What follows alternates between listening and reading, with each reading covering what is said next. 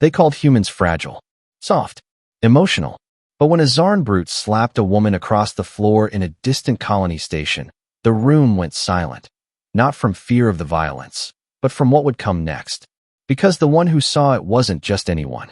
He was her husband, a human.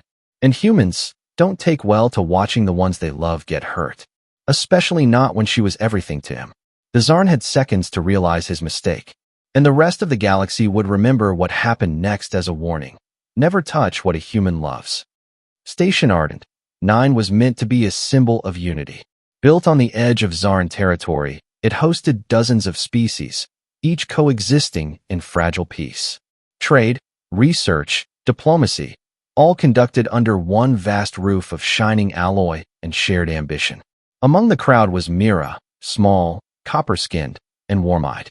A linguist by profession, she had mastered 7 alien dialects, brokered 2 peace treaties, and still made time to hand-feed the stray kilo birds in the hangar bay.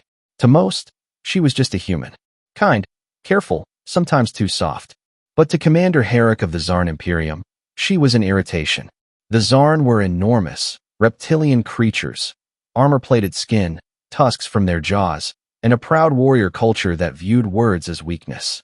Herrick had long hated humans. Too sentimental, too chatty. And Mira, with her soft tone and ever-patient questions, became a target for his silent contempt. It began with an argument. Mira asked for translation clarity in a logistics treaty. Herrick barked at her, accused her of manipulation. She stood her ground, calm but firm. He snarled. She corrected his grammar. Then he raised his fist and struck her. She hit the floor with a gasp and slid into the wall. Her nose bled, her eyes stunned, not from pain, but from the betrayal of silence around her. No one moved.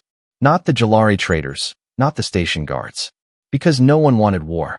Except one man. Across the chamber, a door hissed open. Boots stepped in. He wasn't dressed like a warrior, just a long coat, black shirt, simple slacks. His hair was dark, his eyes cold. Jace, her husband, a human. No one had told him yet. He was returning from a supply run, still carrying a sealed container of Myra's favorite Terran spice blend. But the moment his eyes found her on the floor, red staining her lip, everything else disappeared. He dropped the container. It shattered, and something in the room changed. Commander Herrick scoffed. Your female disrespected me. He didn't finish. Jace moved like no alien had ever seen. Not with elegance, not with roar, but with purpose, with heat, with a silence that screamed. He crossed the space in 3 long steps, weaving through stunned onlookers. Herrick raised a clawed arm, grinning. You think you can? Then Jace hit him. One punch. No growl. No threat. Just a punch that shattered the Zarn's tusk, turned the reptilian's head sideways with a cracking snap, and sent him sprawling into his own armed guards. The chamber froze. Alarms didn't blare. No orders were given. Just the sound of Myra's breath catching as Jace knelt beside her. Hey, he whispered, brushing a blood-matted strand from her face. I got you. Her lip trembled. She reached for him, and he took her gently into his arms. Behind them, Herrick groaned, struggling to his feet. You, the Zarn rasped. You broke my... Jace turned his head, slowly. There was no fury in his face now. That was what scared them. He looked at Herrick like a broken tool, like something unimportant. You hit my wife. She insulted me. No, Jace replied. She corrected you. Then Jace stood. Human, Herrick growled. You'll pay. This time, Jace didn't strike. He stepped forward, slowly, deliberately. And something in the Zarn's war-trained brain screamed danger. You don't get it, Jace said softly. We don't care if you're stronger. Or bigger.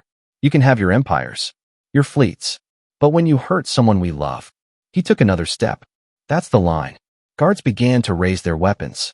Jace didn't flinch. Then the unexpected happened. One of the Jalari, a jelly-limbed ambassador, spoke up. Commander Herrick, station protocol is clear.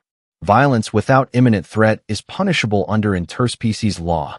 A second voice added, and the woman posed no danger. You struck her over grammar.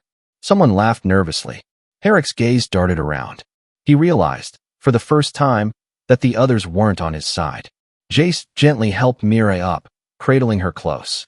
A healer arrived. So did station officials. And by the time the noise cleared, Herrick was in custody, pending trial, stripped of command.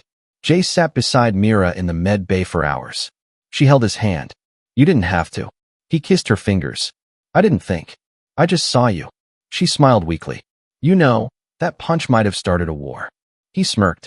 Then they should stop picking fights with people who read poetry. She laughed, even through the bruises. Weeks later, the footage leaked. A shaky feed captured the moment. A human man, unarmed, crossing a room and knocking down a Zarn warlord with one strike. It went viral. Across colonies and diplomatic channels, the message spread. Don't hit a human's wife. Don't provoke a human's heart. Don't mistake quiet for weakness. Peace endured. But respect, true respect, for humanity, that grew that day.